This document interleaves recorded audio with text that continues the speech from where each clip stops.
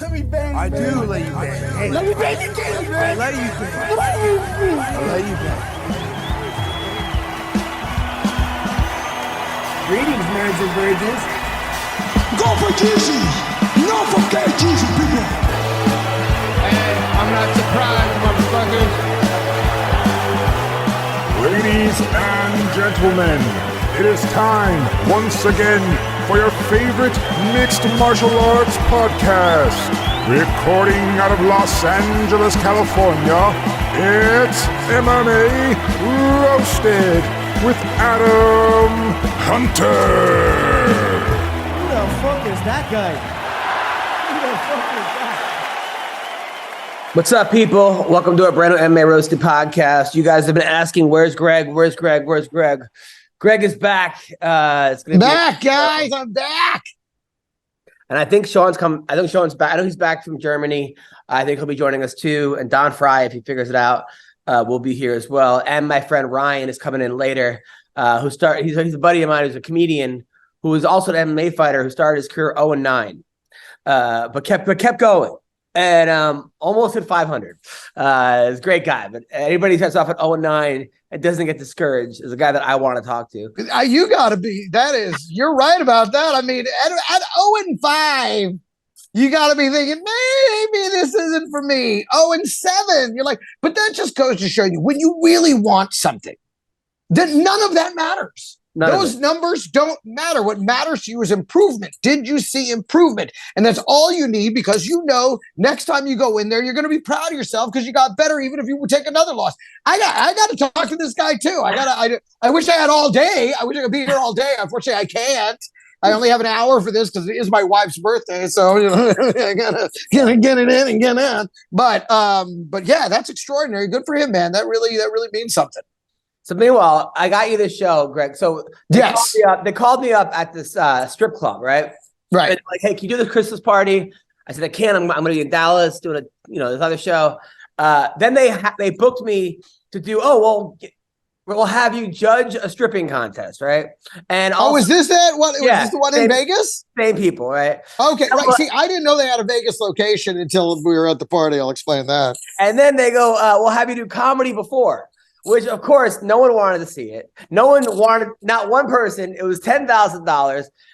It was like, I'm like, which I knew nobody even knew there was comedy before. So I go up there and actually it's going well. Like the first. Wait, hold on 1 second. You were being paid $10,000 or the contest was for $10,000? The contest was $10,000. I got paid the same as what you got paid, right? So, okay. So it's one of those things where I go on and I had such low expectations that I'm like, wow, this actually is going well. And then, of course, the mic goes out on every single punchline. To the point where I was trying to figure out where to stand on the stage. I was like trying to sit down. I'm like, where will this mic not go out? There wasn't a place. And then the DJ starts saying, all right, wrap it up after 10, and he also starts playing sha-na-na-na. Hey. No. And then, okay. All right. So then I had to stay to they announce the winners, right? Which it actually, like, the strippers were coming up to me and they were like, "Hey, you were hilarious," because I was making it funny. I'm like, I would give $10,000 to get off the stage right now, and it was yeah. Normally I would have just fucking tossed the mic, but the place wasn't loud enough where they would have heard me. It was just too much noise, too much going on. I needed a microphone for this situation. Right? Sure, no, absolutely. Dude, they paid me and told me to just, they're like, you can get out of here. I left. I don't even know who won. I can't believe that after that, then they were like, can you do it at our Christmas party? Because it doesn't seem like. No, it was the same call. It was like, hey, okay, can you do the Christmas party? I said, I can't. Oh, you want to judge a thing? I said, yeah. And the guy was super nice. And I have a gig that actually went worse than that. But so how was the Christmas party? Because I got you the Christmas party gig. Yeah. So we go to the Christmas party. They're like, can you bring other acts? And I'm like, sure. They wanted a full show. They wanted a whole 3-act show. Get them 2 other acts. Night before, one of my guys calls me sick. And I'm like, that's fine, because honestly, I'm like, they don't want 3 comics. They think they want 3 comics. They don't want 3 comics. I know what I'm walking into here. Right. No one's going to be paying attention to 3 fucking comics. So luckily, I brought Tanya Estrada, who is a wonderful female comic, kind that other girls like, because she talks about dick and stuff like that, what it's really like, giving it up for a sugar daddy and shit like that. She talks about having a sugar daddy and, just bending over and being like, all right, just eat my ass. I'm going to enjoy the view. Like, and they loved it. They fucking loved it. And then, okay, so this is the part that was shocking. So she does the joke about letting her sugar daddy eat her ass. And then they just start just firing money onto the stage. They just start throwing money at her, and I'm like, oh fuck! Like I didn't see this coming, right? And now I'm like, am I gonna, I don't. So because she's talking about stripping and all this, all their stuff. I knew they were gonna love her. She does about 15. She brings me up. I get up there, and I mean, it's so funny the way these things are so exactly what you expect them to be. Immediately, they acted like, that's all the show we wanted, and they just get up and start mingling and talking and getting drinks and just forget all. I mean, they couldn't care less about me.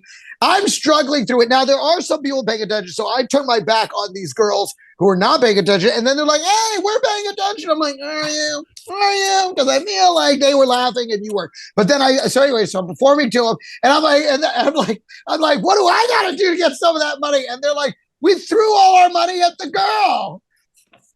So I'm like, fuck that. So I take my shirt off. I start swinging it around. I'm fucking doing this. And then miraculously, they found money to throw at me to get me to put my shirt back on. So that's how that went down. And I'll be posting a little video of that later today on my social media at Greg Romero Wilson. So you'll see me and Tanya both picking up the cash and my response to that. So they were a lot of fun. They were a lot of fun, but these things, they always think they want an hour. It's like, you really don't. You want 30 minutes tops. People want to like, oh, great. And then go back to just doing whatever. And that was the other thing. Apparently this was their first Christmas party that they just had at the club. Yeah. Normally they go to, he was saying like they've been to Knott's Berry Farm and blah, blah, blah. And they, but this year it's just lunch at the club. And they're like, great. So I get to go back to work. So he was saying, the guy gets up there, the owner of all the clubs gets up there, and like he's like, so there are supposed to be about 70 other people here, but we're gonna have a good time anyway. And like so there's really, I'm like, yeah, we're gonna have a good time anyway, and everything like, but they turned out to be a lot of fun. I ended up having a great time with them. So much so that they're like, we want to do a whole comedy brunch event on every Sunday. I'm like, okay, you know what? You pay me and I will show up. But and that was the other thing. They were like, Adam just roasted everybody. And I'm like, okay, look, if you want a roast, you have to tell me. Okay, you don't go into a private event and just start roasting people unless they ask for it. Now, it's one thing if they come to a comedy club, you're on my turf. But if you hire me, I'm going to be as respectful as I can. Of course. Because it's a private gig. You want me to roast, you got to say, and feel free to roast us because I would have roasted the shit out of them. And he tells me this after I've been struggling for fucking 45 minutes. And I'm like, all right, whatever. But it turned out to be a lot of fun. We had a great, and they showered us with extra cash. It turned out to be a really, really wonderful fun show. Things, right? So after that strip club thing, Vegas was great. Like LA Comedy Club. And always fantastic. And then, I'm feeling like, holy shit. Like you feel like you're the best comic in the world after that week. You're just like, I love, yeah. There's always one show per week though. That's a clunker. Let's be honest. There's always it's just like the other ones are electric. And then there's always one that's just, that makes, what happened was, I come back and they're like, hey, on that Monday, I get booked for a Christmas gig, right? And this is after Vegas. So I'm feeling like, yeah, of course. So I drive to Orange County. My kid's sick, so I've been up since 5 o'clock in the morning, yada, yada, yada. I get there and I could tell there's no stage, no lights, nobody another one of these shows that no one knows about. They're giving out awards for like, this is the humanitarian award, or that we sold $19,000 worth of I don't know what, and the guy's telling me nothing, right? What kind of I don't even know what kind of company this is, right? I saw that everyone's super dressed up. So then the guy goes, a lot of people try to be funny here. Well, now we have a professional. And then that's the intro. No name. Yeah. Like I don't get a name. Yeah. So here's the comic. Here's a real one. Yeah. So I go up there and they then drop the dinners. So everyone has their backs to me. Literally, their backs. And their mouths are full of food. Not only can they not laugh, but you're risking choking the whole audience. And they have 2 huge screens behind me of like a slideshow of everyone there. So everyone's looking at of them. So everyone's looking at the slideshow. Dude, this thing went so bad. You got to admit, though, dude, part of that is on you. One of the things I remembered going into this was I was like, okay, with private shows, you got to verify even the simplest details. Yeah. I was like, I just need to make sure you're going to have a speaker and microphone that works, and sufficient stage. And now, granted, it's a strip club, so of course they have stages all over the place. But you never know; they could have put us like in some back room that had no stages. So I was like, we should got to have at least a stage, or at least kind of an open stage area and decent lighting. They have to be able to see our faces. And he was like, gotcha. And sure enough, they cleared the stage, but they had the lights ready to go. They had the cordless mic. You have to verify. And I told him, I said, just one thing, turn off all the TVs before the show starts. I don't want them watching the football games, because not only would they be watching football games, I'd be watching the football games because this shit was right in the middle of the goddamn Cowboys game and the fucking playoffs of my fantasy football leagues. So, I mean, I had every reason to watch the screen. So I really was telling them to turn them off for me. Otherwise, I'd just be commenting. I'd be like, you guys ever feel like, oh my God, what are you fucking kidding me? I would totally have been yelling at the game. So I just was like, turn off the screens. Let's just do the show. Dude, this was so it ended up being a pharmaceutical company, and I do my vaccine joke about like I got my vaccine just so I could be part of the class action lawsuit in 10 years. I'm pretty sure these people made the vaccine because that joke normally fucking kills. Like they got mad. It wasn't just like, oh, this. Dude, I did that too. We're talking about stripping, and I go, hey, have you guys been to Sapphires in Las Vegas? They got this fucking. I used to do the comedy show before the men's review, and they start going, boo, boo, and I'm like, what the fuck? I didn't know they had. I thought they just had the 3 clubs in Orange County. I didn't realize they had a separate Las Vegas location. So I mean, I was like, what? They're like, don't mention the competition, and I'm like, it was just funny. I didn't mean to. I mean, they suck. Fuck Sapphire, right? Dude, it was the worst. I fucking stepped in it good. I had no idea. I didn't even know they knew about Sapphires, let alone consider them competition. But I didn't know they had a Vegas location because they have 3 clubs in Southern California. When I did the library, one of the girls told me she was an escort, and she was really sweet. I thought she said she was a professional squirter. So of course you said, let me just go to the ATM. I said, I'm not buying anything. But anyway, she comes to my comedy show with a date. And then they sat there and I'm like, when's her hour up? And everyone thought I was kidding, but she really was an escort. Yeah. So Don Frye just showed up and left. He showed up. I heard him too. And then that was it. We got 2 seconds of Don Frye noise. Meanwhile, I went to my wife's Christmas party and you realize, have you ever been to one of these parties, Greg, where you're just like, embarrassing people a little bit, like I'm sitting there with my wife and her friends. And first of all, I ruined her friends got mad at me because these 2 girls were like, oh, I got her a present for Christmas. And I go, well, what was it? Right. She goes, I got her what's it called when you can have somebody a cameo of her favorite TikTok, right? Cameo, right? So I go, oh, I hate Cameo, and then I was like, oh, I ruined it right there. You said it out loud. She I got her. I hate cameos. So, I'll tell you what, we are the dumbest. Comedians are the most indelicate bunch of dumbasses. It's really, truly remarkable how we're alive. Well, I had a cameo story. I couldn't wait to tell it. And I go, oh, shit, I just ruined it. Don, how are you? Don.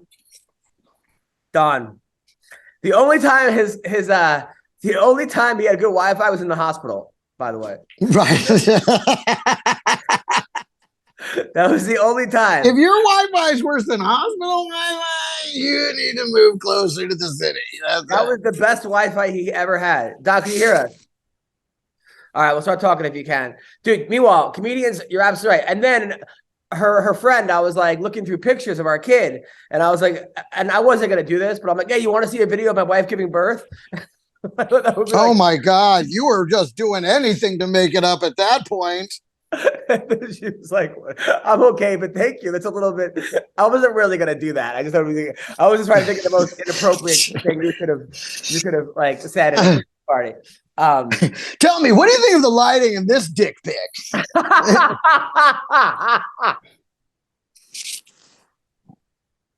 You're just straight up fucking showing her. I wasn't really good. Meanwhile, I was telling TK, which I did TK's Comedy Club in Dallas, which is amazing. And I love TK. I love TK so much, yes. We talked about you a lot. But we were saying how comedians are the most selfish and narcissistic people. And I learned that, well, I always knew this, but one of the, when my stepmom died of cancer, right? She had like stage 4 leukemia, and she was days away. Like they're writing it on the wall, right? And yeah. I think I posted about it on Facebook, like prayers to the stepmom. No, it doesn't look. Yeah. Dude, so this girl hit me up. I guess she does some kind of foundation where they go and tell jokes to people in the hospital. Sure. Yeah. I've heard about this. And I was like, she's like, hey, does your stepmom want you to just come tell jokes? I can't think of anything less that she would want. Like, she wasn't the kind of person that would even want to hear jokes at a comedy club. Fucking nonetheless, when she's stuck in a hospital and have a bunch of like open mic, a bunch of comedians, open mic level comics trying out new material on them. I mean, come on, they're already in pain, guys. Come on. I'm like, no, thank you. I told her no, thanks.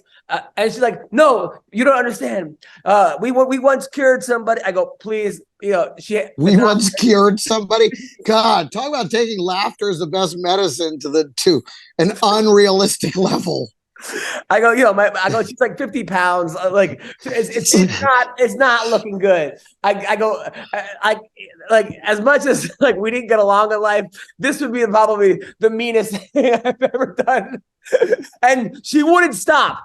She wouldn't take no for an answer, to the point where I was like, stop asking me. No, like she does not want jokes. And like, I had to I got like fucking annoyed, because she did not I can't think of anything like she would want less than for you to be sitting there doing your routine, and she's just sitting there going, I remember when you did that joke on the Tonight Show.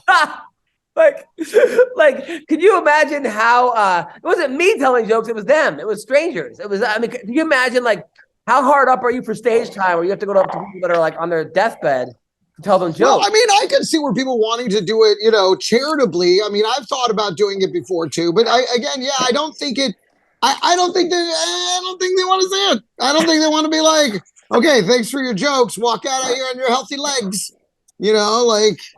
I don't know. It's weird. It's one thing for a clown to entertain children. It's another thing for a comedian to try. I don't know. Maybe. But that would be funny if you're like, oh, my mom has cancer. We're trying a holistic approach. I'm just taking her to comedy clubs all over the area. 2 shows a week. She'll be fine. It was probably so bad when the person got up and left. Like that, maybe they were like, all right, I'm okay. Dude, when someone would literally rather go die alone than Don, listen to your jokes, you got a problem. Don, how are you? I'm good. How are you? Good. So I love you. So you come 20 minutes late, and then I hear a dog wrestling with you over Greg talking. So not only is your Wi-Fi bad, now I have to hear you wrestling with your dog. Listen, that dog means a hell of a lot more to him than this show. I can tell you that. Don, you are out of the hospital, man. I am so happy for you. How do you feel? Yeah. Don? Don? All right, well, Don feels better. Don feels better. So did you watch the fights last week, Greg? No. No? No, I was doing show. I was on the road and I didn't even realize there were fights, brother. All right, well, I'll do a really quick rundown of what happened in case people that listen to the podcast watch fights and they want our opinion. Sean Strickland lost to the Killer Gorilla, which, by the way, this Jared Cannonier, who It was a close fight. Sean Strickland looks like the guy. It seems like in sparring, he goes fucking nuts. He's like, come on, hit me, blah, blah, blah. And then when he gets to the fights, he just wants to jab. It was a close fight, a split decision, but he doesn't fight the way he does in sparring, it seems like, or maybe the competition isn't as good or whatever. He thought he won. I thought that it was right. It was close either way. It was a tough fight to score. But the Killer Gorilla won. When you say the Killer Gorilla, it's one of those nicknames that I feel like you should preface with. And he calls himself, by the way, his official nickname, the Killer Gorilla. I'm not saying it. He says it. You're not kidding. I'm watching it with like a lot of black people around me. I'm like, dude, who do you want? I'm like, the Gorilla. They looked at me like, the fuck? Yeah. I'm like, no, the Killer Gorilla. He said that's it. Look at the. Let me show you on my phone. You want to see a dick pic? Yeah, I feel like he's trying to troll people. Totally. Like he's trying to get people into embarrassing situations, and I bet it's working. It's like when you go to a rap concert and like you want to sing along, but you have to like and you're like yeah. Like every N-word you have to like not say out loud. Totally, yeah. You do it like it's like yours is the radio edit.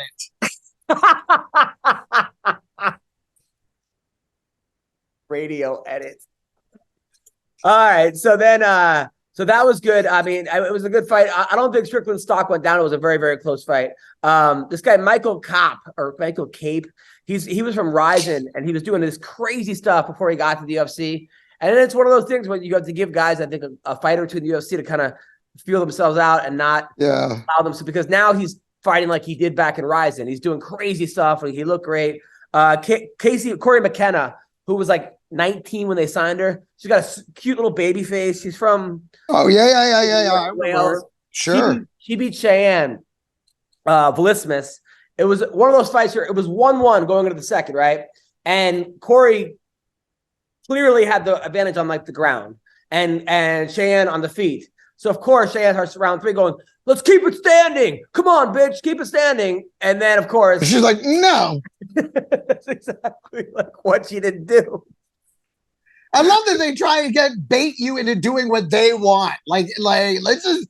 The only time I saw that work was the one time, I forgot who it was, but they were clinched against the fence, and the guy said, "Are we going to wrestle? Or are we going to fight?" Yeah. And he's like, "Fine," and he let him go, and they started fighting, and he was getting his ass kicked, and you could tell he wanted to take him down. Right. He was like, "Man, I kind of asked for this," and he stayed on his feet and got knocked the fuck out. Yeah, Drew. Who Dober. was that? Was that Dober? No, he was in these fights. Yeah, Drew Dober fought Bobby Green, and it was one of those things. Bobby Green was kicking his ass. Like, he was clearly the faster fighter, but he had his hands down. His hands were way down, and like Dean Thomas was like, yeah, Drew Dober is the only guy that could fight like this. And then eventually he had his hands down, was talking shit. Hands were low. And eventually Dober just caught him and knocked him clean out, to the point where Green got up and he's like, where am I? What happened? And I don't think this keeping your hands down is a good strategy. There are some things that have just proven themselves out, and fighters come in, they're like, no, I can do it. It's like, no, you can't. There's a reason nobody does that anymore, because eventually you're going to get caught. Beat up again with a stupid phone.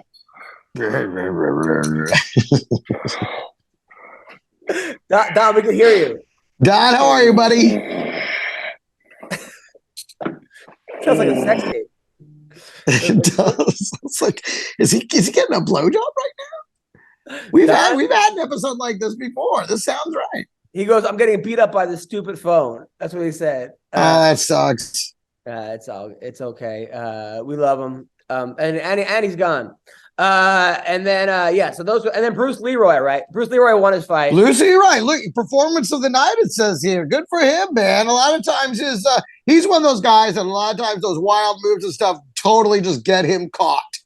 So he wins by head kick, right? Like, knocks beautiful head kick, wins first round, and then he gets the mic and he goes, I just want all of us to be together, and we're all connected, and and the universe, and like he took like an ayahuasca hit or something. Like, it was nothing to do with the actual fight. He goes, I realize that we're all connected and we should all love each other. And then Paul Felder's like, wait, you realize this tonight?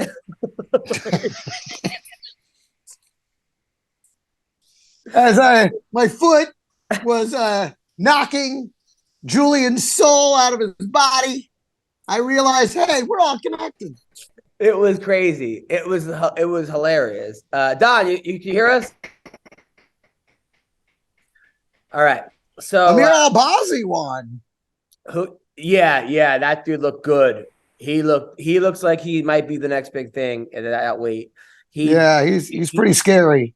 So now, what else would happen? So I don't know if you guys were following. Are you following this whole Mike Jackson, Jake Shields? What happened? I can honestly say no. All right. So, Jake Shields is a pretty to the right guy. He goes, he's very outspoken to the right. Mike Jackson's like to the left, but like to the point where it's like, I think he has a tattoo that says like Black Power. He's very on Twitter. They were like fighting. They were fighting on Twitter. Cut to Mike went to the UFC PI to train, and Jake Shields, they got into a fight at the PI, like outside the octagon, to the point where like Jake Shields is on top of him, hitting him, got him in mount, and he posts like, "I just beat up a racist."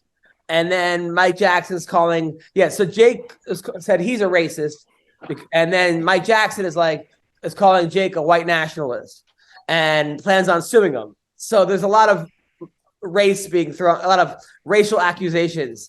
And then then you question why Bruce Leroy's like, we all just let's get along, guys. We're all connected. I mean, I gotta tell you, I'm more on his side now. So Mike Jackson, who I know both these guys, and I don't think that Jake Shields is a white nationalist, and I don't think Mike Jackson's a racist. But I can see why people would think otherwise, or they would. But Mike Jackson says like black people can't be racist, right? Which I don't understand. Like unequivocally not true. Anyone can be racist, right? Right. That's the stupidest fucking comment out there. It's unbelievable. Of course, Don gets in right now. I love that Don, but not only that, but he's changed location, which is great. And he's now having a cigar. This is fantastic. I like this version. I like Don's up. Don's back. Yeah. When I get after it, I get after it. Boy, looking good, buddy. Woo. So and then he starts saying how like so he's saying black people can't be racist, and he's basically saying it's just crazy. And now he's going to sue Jake Shields. He said that because on the video Jake Shields is on top of him, and Mike's saying, "Get off me! Get off me! Get this man off me!" And it was like, and then he clawed Jake's eyes, so Jake's eye was bleeding. It's getting really ugly. And then Jake posted. It's going nuts. Ryan, what's going on? I think your Wi-Fi is worse than Don Frye's. Ryan, you here? Guess not. All right. Look at Don laughing at him now. Let's talk about him. Make fun of him. so Don, this guy Ryan Stock, he's a comedian, nice guy, and he's a trainer, and he's a guy that started out his MMA career with 9 losses in a row. Wow, formidable. Wait, what did he say? Pitiful? He said formidable. and then he did good. Then he ended up his career with a win, 14-24. Which is pretty good if you consider the first 9 he lost. And that's still pretty bad. I hate to break it to you, it's still bad. He's still on the losing side. Well, 1, 2, 3, 4, 5, 6, 7. Oh, 8. He lost 8 in a row. He didn't lose 9. I take everything back. 14-24. Yeah, but he's a great guy, and he's a badass. Like I think he's like a black. And his last name's not Guido. I hope he's funny because he's not a fighter. No, what are you talking? No, he won a lot of fights. He won 14 fights.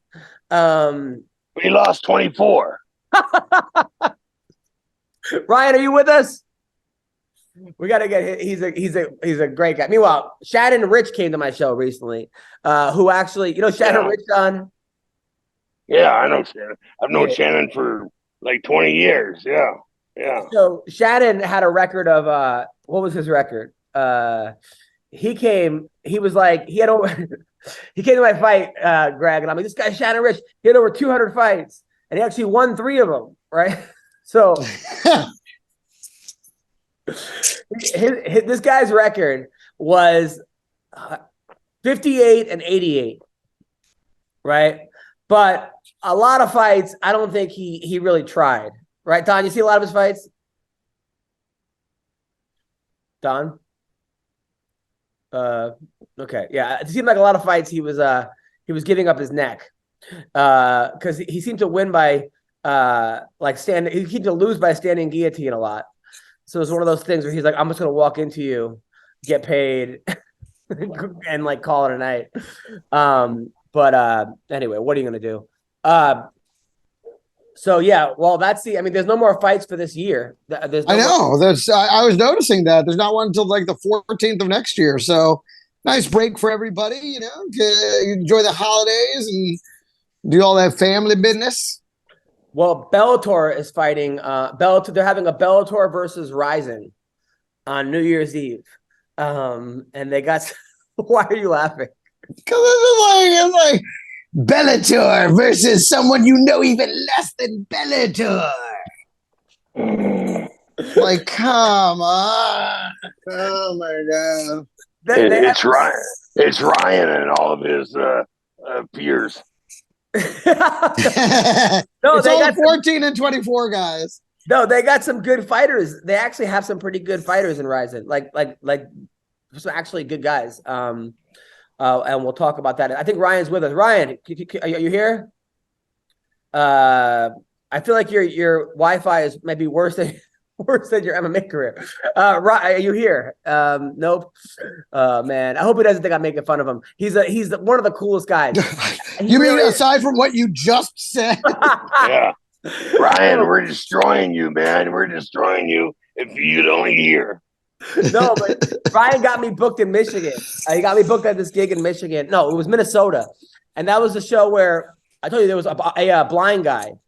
Yeah. And the guy. What's up, people? Football is back, and BetOnline remains your number one source for all your football betting needs this season. You always find the latest football odds, team matchup info, player news, and game trends at BetOnline. And as your continued source for all sports wagering information, BetOnline features live betting, free contests, and live scores and giveaways all season long. Always the fastest and easiest way to bet on your favorite sports and events. Bet Major League Baseball, MMA, tennis, boxing, even golf. Head to betonline.ag to join and receive your 50% welcome bonus with your first deposit. Make sure to use the promo code CLNS50 to receive your rewards. BetOnline, where the game starts. Mo driver? No, the blind guy just got to leave. And you can tell he's blind. I go, this guy would literally rather look at nothing right now, right? And he was laughing, but of course his friend, who was this girl, starts yelling, "You need to respect people with disabilities." And I was like, what are you, seeing eye, Karen? Right? So then nice. Boy, you're so good. You're so good with that stuff. You really are. So she gets up and leaves, right? Of course, it's the booker's wife or his girlfriend, which I didn't even know, right? Of course, that's who it is.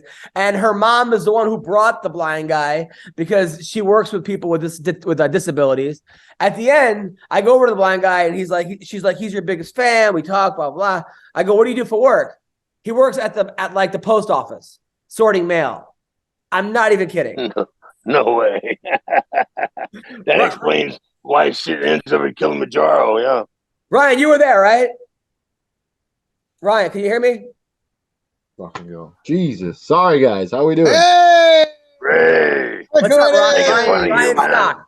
Ryan Stock. We just ripped on you for 20 minutes, by the way. I'll have to go back and listen to that. My bad. No. Did that not happen with the blind guy? Yeah, that was pretty wild. Yeah. Steve's girlfriend got a little upset, I guess, huh? Yeah, of course. Steve's the guy that booked me, and Ryan helped bring me over. So I told you, Ryan, He told me you were a fighter, and I looked at your record, and you lost 8 in a row to start. And I gotta go. I gotta get you on the podcast because anyone that can keep going after losing 8 fights in a row is one of my heroes. Can never learn his lesson. yeah, definitely. That's Will not be a threat on the community stage. By the way, you got Don Frye here and Greg Wilson, and Don Frye's been ripping you to pieces, so you should be honored. That's awesome. Yeah. What kept been you going? abusing you. What kept you going, Ryan? So honestly, when I started out 4-0. If you go back and kind of look at my record on MMA Underground, that's probably the most accurate. I started at 15. It was like 3 weeks before my 16th birthday. I took a fight, and then I fought the next weekend as well. I went 4-0, then I lost 2. And then from there, I basically just fought as much as I possibly could. I was on a little team at the time. We just traveled around and fought as much as possible. I think the biggest skid I did go on was 7 fight losses in a row. But now most of these fights, I'm assuming were in parking lots. Yes, sir. Yeah, bars, parking lots. Okay, yeah, just gyms, anywhere they pay us. Where are they? You just show Church funerals. Yeah. But you kept going though, man. I mean, so what is it about that you just did anyone ever tell you, your parents say, hey man, maybe this is not for you, you keep losing, blah blah blah? So my dad passed away when I was 14 from a drug overdose, and so we were really big fans of MMA. Chuck Liddell, Randy Couture, we used to watch together. And after he passed away, I was kind of always a troublemaker, getting in trouble for fighting in school since elementary school. So then I kind of needed to weigh out, and I was lucky enough there were some guys in my town that were on a team. And wait, you were 14 in elementary school? No. I fought like my first, I think suspended the first time at 6, and then last time I was around 14. Then I joined the fight team, and they kind of took me under their wing, made sure I graduated, and then I got in a fight with an adult that was about, like, I think maybe 7 or 8 years older than me. I think he was like 23 at the time. I was like 15, 14, and I beat him up pretty bad. And then my coach was like, well, let's see if we can just graduated in 6th grade, huh? Yeah, yes, sir. And so we just set up a fight with a guy that was around 26. Again, I was just about 16, and I ended up winning about 49 seconds by rear naked choke. But we trained really hard, and at the time, we were lucky enough that we had a lot of guys. Logan Clark was on our team at the time.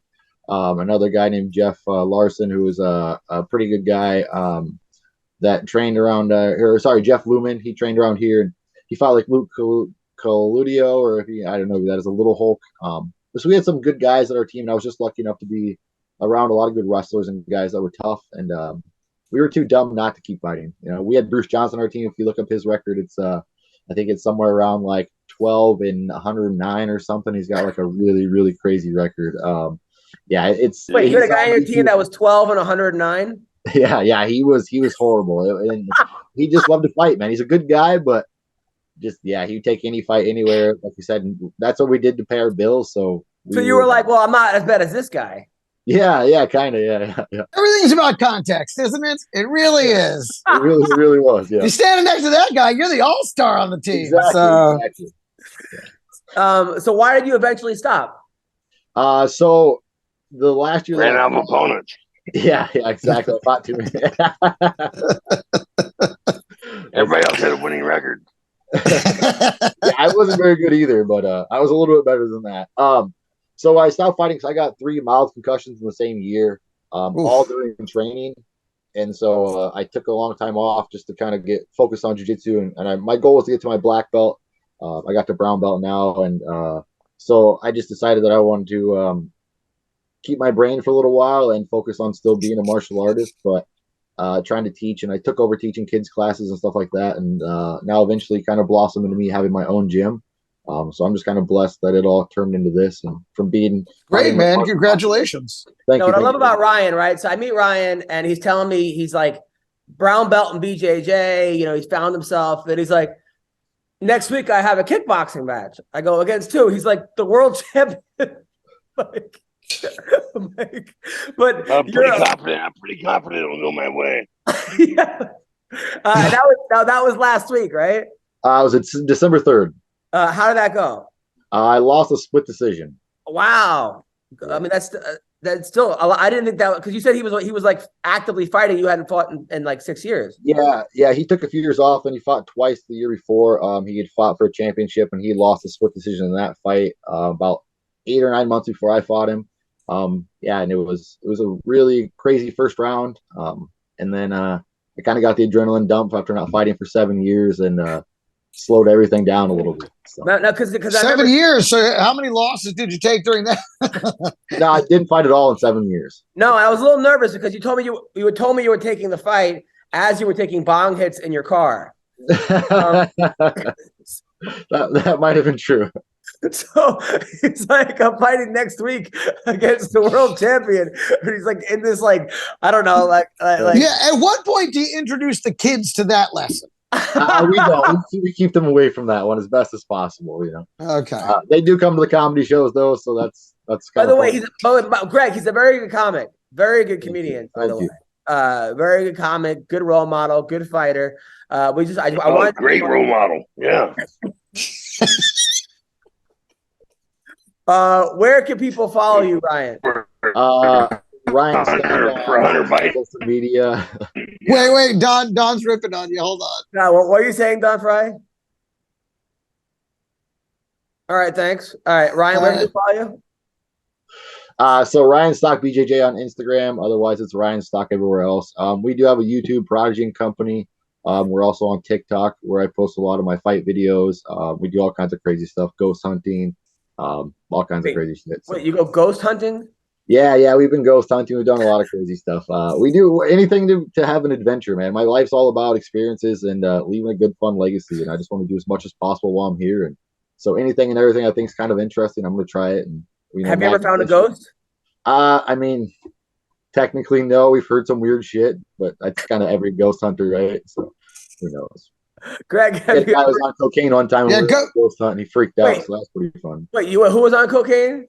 One of the owners of the house, he was on cocaine. I didn't know it at the time, but apparently he was doing coke when we weren't paying attention. And so yeah. Listen, fuck the ghost. That good coke is hard to find. You should have just sat down and helped him out. But all right, I'm good on that. Do you fight? You fight ghosts with winning records? You gotta die for that shit. Yeah. All my ghosts have losing records. But that's the funniest shit is that ghost hunting at Cokehead's house.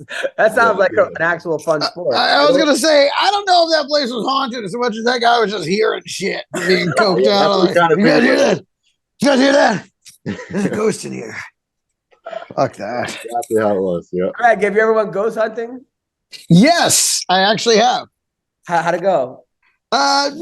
Nothing happened, and we had to stage a bunch of shit to try and make the footage look like something happened, but literally nothing. And then the producers were trying to scare us. It was so bad. It was the dumbest shit I've ever been involved with. It was shh, no, it's nothing. Okay, let's keep going. It's just nothing happens for 4 hours, and you pack up and try and make shit happen, and then that's it. It was my experience was not great. So. Well, listen, Ryan, man, it was a pleasure having you. By the way, if you want to book another comic, bring Greg over to that show in Michigan. I mean, awesome. in Minnesota. So, Greg, yeah, man, love to come up there. Love to be a part of it. Awesome. Well, it's great meeting you guys. Thank you so much for having me, man. It's an honor. I really appreciate it. Anytime. No problem, man. Awesome. Take care. See ya. All right, that was Ryan. Ryan Stock. The one downside is it just goes to show. I hate it when people prove that those who can't teach. Come on, man. He was 15 years old. As you sit in front of your comedy institute. Exactly, and I'm a great comedian. Yeah, I can. You'll tell. You'll tell us all. No, exactly. Don. Just ask me. I'll tell you, I'm amazing. No, Don, when you were in the hospital, I told the nurse how great you were. She had no idea. And then she was like, oh my God, my kid wrestles. And this. Did she come back and want an autograph or anything? Or she blow you? Yeah, you set me up. Thanks a lot, buddy. And with the peace and quiet. What happened? No, did she come back? And yeah. She wanted a video of her kid? Wanted the photo, autograph, which is no big deal. I always have 10 or 20,000 of those in my pocket with me, So That's awesome. That by the way, so yeah, what else is going on? So next year, Kelvin Gastelum is fighting the Russian Sniper. I think he's back down to 170, which is great because 185, those guys are just too big for him, just way too big.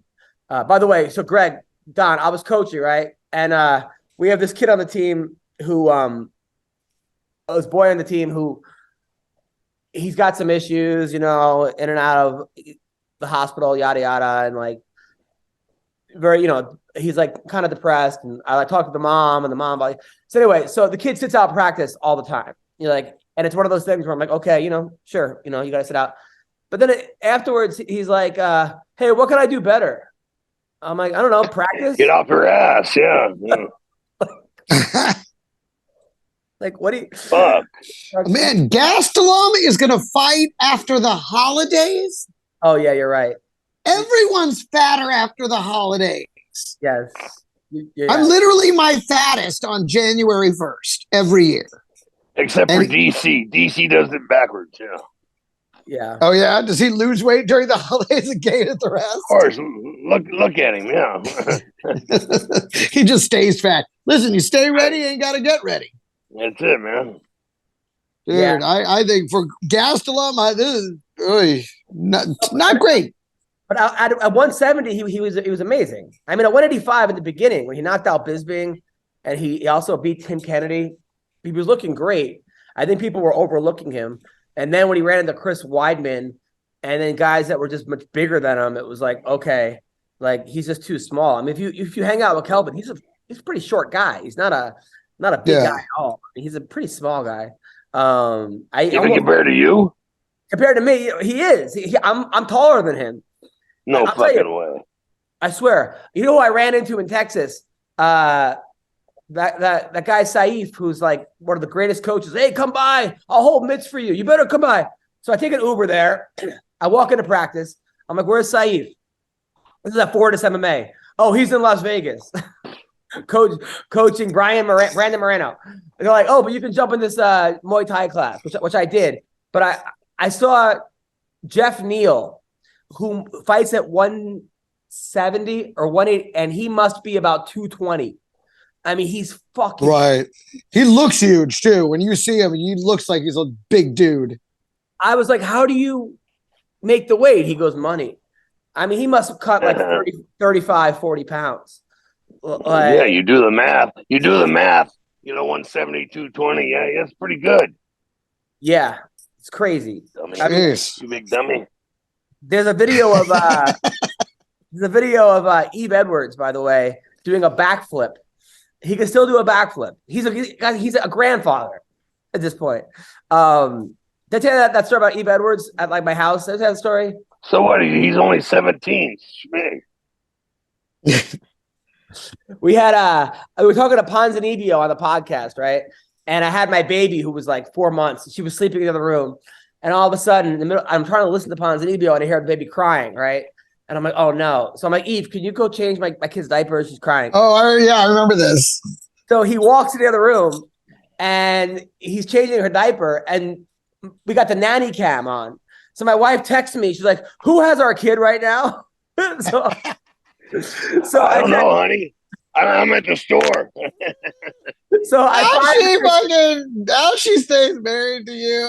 You make so many questionable choices every fucking day, and she sees all of it. Dude, I Google a picture of Eve Edwards with blood all over his face, right? One of his fights. And I write back. I text back. I go, this guy. It was like, oh my God. Dude, my daughter the other day, she goes, when we were in Vegas, right? It was just me and her in Vegas. And my dad was helping me. He was in another room. She picks me up. She goes, Daddy, I'm hungry. I go, okay. She goes, I don't want to ask you twice. It's like, then don't. I was like, yeah, shut the hell up and shut up and drive. What is she, about 6 now? What is she? 4. She's 4. She goes, I don't want to ask you twice. I was like, oh my God. And then the other day, we were she takes everything literal. We were driving, right? And she goes, Daddy, I have to go potty. I go, could you hold it in for 5 minutes? She goes, no. She goes, I'm in the car seat and my finger can't touch my butt. Like she thought she meant hold it in. Like, Well, she's a kid, yeah. it's the best. She's 4. She doesn't quite have a grasp of all the nuances of the English language just yet, I'm imagining. So No, she really does. Because like my wife walked by today and I go, that's my ass, right? To my wife's butt. She goes, Daddy, you have a butt. thank you. I think you proved my point. Greg, Don, what was your favorite fight of 2022? Oh shit, partner! I don't know. Criminy. We had some good fights, Had some real bad ones. Had some real good ones. So, yeah. Gosh, let's see. It wasn't the chick fight up in Arizona where they just sit there and stare at each other. That's that was terrible. I know which one you're talking about. That was awful. Rose versus where they didn't engage for like Carla. the whole fight. Oh, that's right. Oy. Yeah, that one was pretty bad. Yeah. That was Carla versus. Hate to bring that up. Carla versus. Yeah. Carla, yeah. Carla sent me such a nice get well, message, and here I am bagging on her for being the worst fight of the year. Oh, by the way, Greg, I asked a bunch of fighters. I said, Don's sick. Can you send them stuff? And so many, every one of them was like, oh yeah, are you kidding? Except for a couple that thought that Don hated him. But like Don doesn't want to hear from me. But Andrea Lee writes him like, hey Don, I only met you once, and you're one of my favorite people. Here's a picture of us, and she accidentally puts a picture of her and Dan Severn.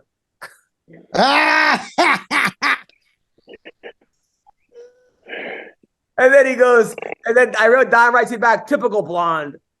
That's great. Oh, fuck.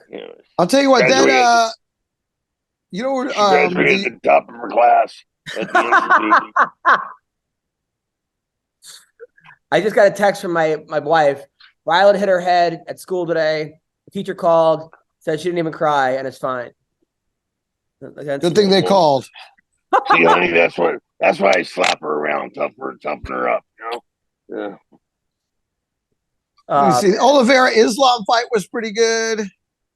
Covington Masvidal should have been good. I mean, it was a great build up.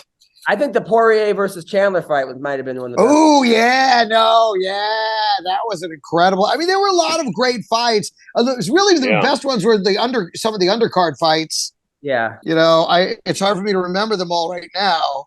Yeah. So, by the way, Don, what do you think about some of these judging with Doug Crosby lately? Because it seems like every one of his judging is like beyond strange. He's going 50-45 for people that like lost. He's having them win. Did you ever have an issue with Doug Crosby? No. He actually got me. He got me my SAG card. 15 or 18 years ago. Brought me in for some stunts. And he's always been solid to me. Real solid guy. Well, yeah, he might be, but he's acting like a judge. His judging is fucking horrible, apparently.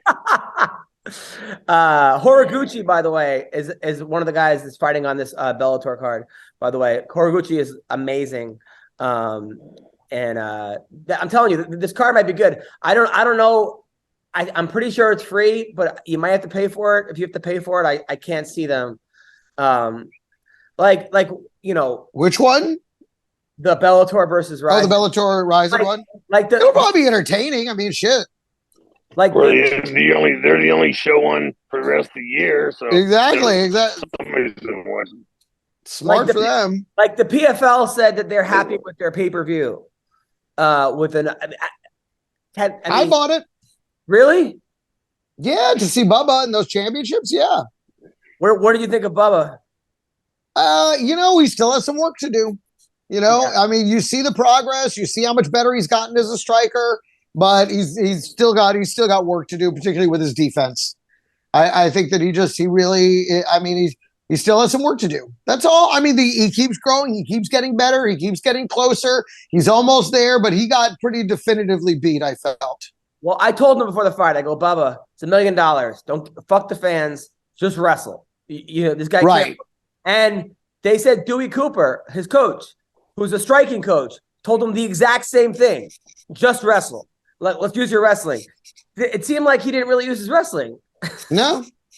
Well, it also seemed like the other guy was defending his wrestling pretty effectively. And keeping it on the feet. And then when he wanted to take him down, I mean, he defended it for the first 2 rounds, but then towards the third, he was getting, he wasn't able to defend it anymore. He was getting dominated. We're talking about a guy that beat Jordan Burroughs in wrestling, and the guy who's a national champion. I mean, I think sometimes with Bubba, he gets it. I mean, look, he almost won $1 million, and hindsight's 2020. But I could see Bubba thinking to himself, "Oh, there's no way this guy could fuck with my wrestling. I'm just going to focus on striking for this camp because my wrestling's already there." And then working on his wrestling. Don, did you ever have that issue or have other people fighters with that? Yeah, I was really stupid anytime anybody thinks like that, it's just a disaster. It's to say, this isn't going to happen. He doesn't do this. That's when, it happens. I mean, when the last Gary Goodrich fight, my trainer, Steve, said, you got to watch for the kicks. Oh, Gary doesn't kick, and geez, what a stupid ass, what a stupid ass I was.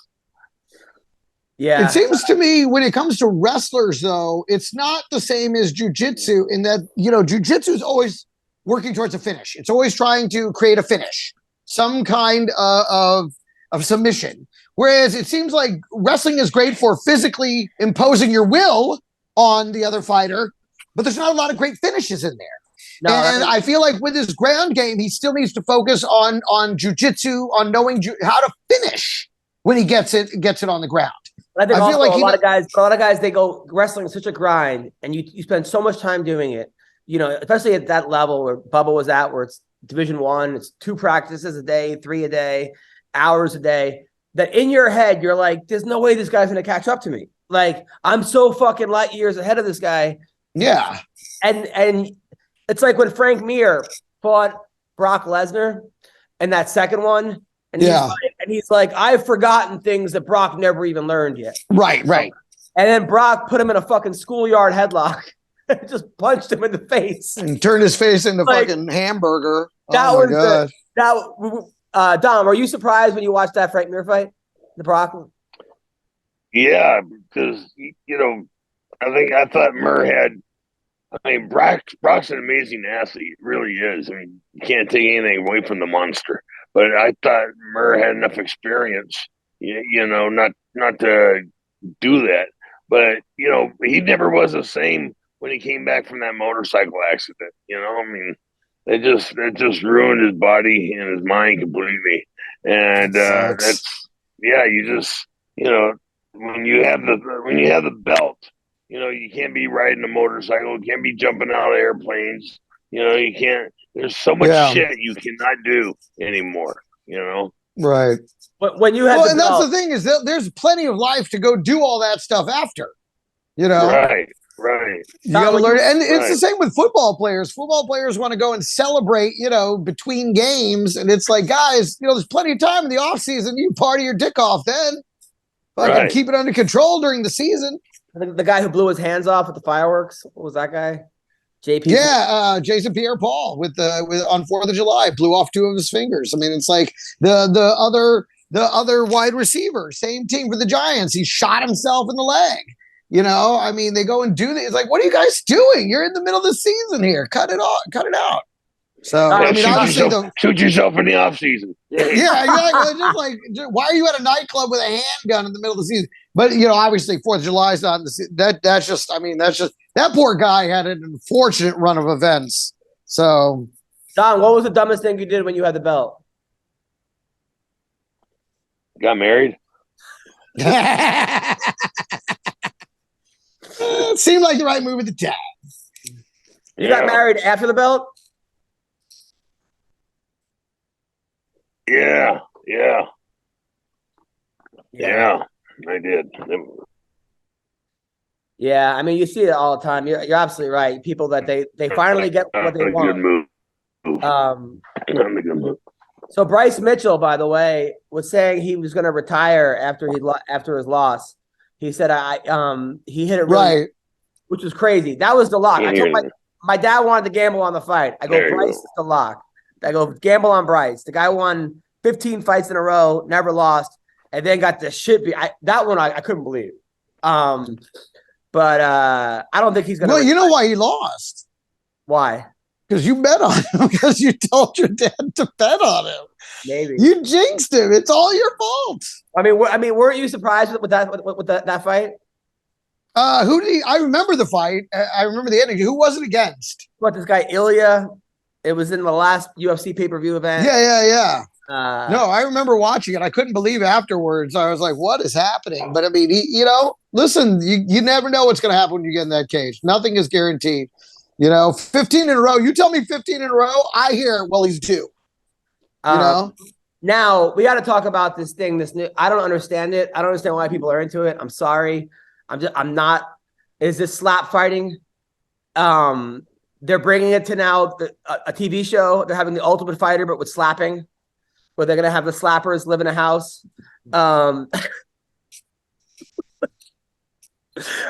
mean, with fighting, it's always like, okay, who would win? Mike Tyson or Bruce Lee? You see fights all the time. You're like, oh, this is awesome. You see fights happen at bars. You see fights happen here. You go on world. There's always fights. So it's like, and it's also, wrestling and this and that and boxing, and you combine everything.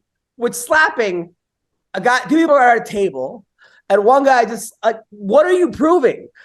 That's never going to happen. Also, that is never a contest that's supposed to happen without the aid of drugs and alcohol. Okay? That is some shit you do when there's no pussy around and you're fucked up with your guy friends and you're like, fuck it, let's just beat the shit out of each other. That's how you wind up into a slapping contest. This is not, oh my God. I guess the phone booth thing wasn't enough. Now they got to just slap it. Air on TBS. TBS has picked up the series. Dude, there's too many platforms, too many channels.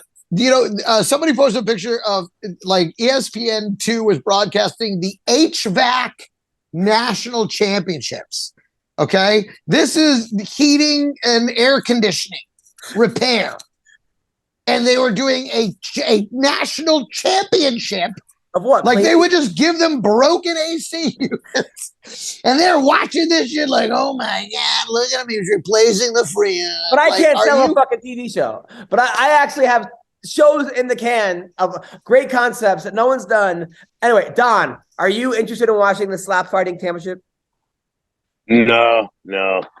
After being married for 17, 18 years, I'm fed up with bitch slapping, Sure. Yeah, you retired the belt. Yeah. Yeah, I mean, you tell me it's a couple dudes in a slap fight. I'm like, so they're beating off and seeing who comes first, or what's happening? Yeah, they hit next they hit each other with their purse. I mean, here's what I think must have happened. Dana brought Dana White to an event, and it was one of those things where everyone's like, oh, and Dana was like, oh, this is awesome. I gotta do this, and it was like, have you ever been to a concert or something where like you think it's a great time because everyone there is enjoying it, and then later on you're like, that was fucking what was I thinking? Or what, that was horrible. Like this is an awful experience. Or what was I doing? I can't see people getting in. I mean, maybe I'll watch to see what kind of people go into this. It seems like everyone has a face tattoo there, or it's always a different weight classes. Some big fat guy is going up against a little guy. I don't get it. I don't get it. Oh my! Wait a minute. Are you telling me it's like there's no rules? Are you telling me they're not getting the most elite athletes? This is crazy. You're full of it. I don't believe it. I imagine this is nothing but the best of the best. I mean, come on. It's on TBS. Constantly training. Yeah. How do you even train for that? Just all day long? You're just smacking a tree? I don't know. With your head. I mean, they should have the beating off contest next. Like, who could jerk off the fastest? I mean, this is like where we're going to. Yeah, and you're looking at the fucking middleweight champ right now. Middle. Well, it's not light and it's not heavy. Middleweight. What would you? I mean, I can't be flyweight. I'm short, but I'm chubby. Yeah, the only reason you're not heavyweight is because you're only 3 foot tall. Exactly. So Don, by the way, I was actually really worried about you this last time. A lot of people were, and it seems like once again you just came out like, what's wrong with you? Like, what did they say? They're still running tests. You know, we still got some tests going. I mean, so far in the last 2 years, I saw you carve out your leg. I don't know what was in your leg that one time. Remember, he had like somebody that was there. Oh yeah. That was cleaning. I'll never forget that. My whole life. I'm just cleaning it. You put the care like Jesus Christ. I didn't sign up for an anatomy class. Jeez. You can see it in whole leg. That's gonna be my Don Frye's my page or my members only. You know. Your OnlyFans is going to be you cleaning your wounds. Yeah. You know what? There are people that would probably pay a lot of money to watch that. It was like a cannon. Oh, right? I bet they would. Yeah. So then I saw. Then you said it was your back. Your back was all fucked up. Last time it was your liver. Was your kidney or liver? Kidney and gallbladder. Kidney and gallbladder. And now here you are. In front of your ranch, looking like $1 million. So good for you. Good for you. Did you have them check your butt cheeks? Because everyone knows you're a badass. Okay, I'm sorry. That was a stupid ass joke. Wait, what was the joke? Oh, wait. Let me write that one. Let me write that one down. Yeah, write that one down. Remember it for later. Check my butt cheeks because I'm a badass. Dude, you got to see on TikTok, Greg, the best thing are Don Frye old fights because it's just him walking out. He must be about 21, 23, young. He's got Dan Severn behind him and some other dude. And they walk in there, no facial expression, like just him, just like he's on a mission. And some fucking poor jabroni who he's fighting, who says, I've done karate for 19 years and I know kickboxing and I'm a 927-0 in street fights. And the fight always lasts 34 seconds. Don just beats the living shit out of this guy. And then the ref, like, not even like half of them aren't even submissions. Don's just punching the guy and the guy's tapping. Like, it's not even not even cranking anything. It's just Don just gets the guy down, hits him, headbutts him, and the guy's like tap, tap, tap. And all his, 90 years of karate has went out the fucking tubes. Yeah, I think MMA exposed karate pretty bad. Yeah, I think so. Yeah, but then you have guys that are, what's his name? Machida, a karate, and Wonderboy Thompson that are, karate-based guys. So yeah, you got like I guess at the highest level, it's still effective, but yeah, but you should see these guys. They have these like black belts and they're in their gis and they're chopping wood, like they're breaking boards, Right, yeah. Like no, everyone knew that kid in high school that you found out took karate. And then he would get in the fight and just get his ass kicked. And you were like, what the fuck happened in the garage? Like they barely could get into their stands before they're on the ground, just getting wailed on. We train not to fight, Oh, so you run. Okay. They go, that's it. They're tackled, they're on the ground, getting slugged out. Or the other guy would when he has his hand like this, you take it, you go right. He tries to get wrist control. It's like the fuck, and also it's like, by the way, this guy outweighs you by 30 pounds, so your karate's not going to do much against that, dude. But Don Frye and Dan Severn behind them, and some other guy. I don't know who was the other guy. It was always some other guy that they never even said who it was. It's because the other guy was worthless. I gotta go. Anyway, you guys are the best. Love you guys. Have a Hey, catch me New Year's Eve in El Paso at the El Paso comic strip. Catch me all weekend, New Year's Eve. Woo! Tom, what do you got coming up? There you go. I think that's accurate. Dan and Don's Toxic Masculinity podcast. You can watch it wherever podcasts are streamed. Right, Dan? Right, Don? Yep, you got it. You got it. That's right on cue.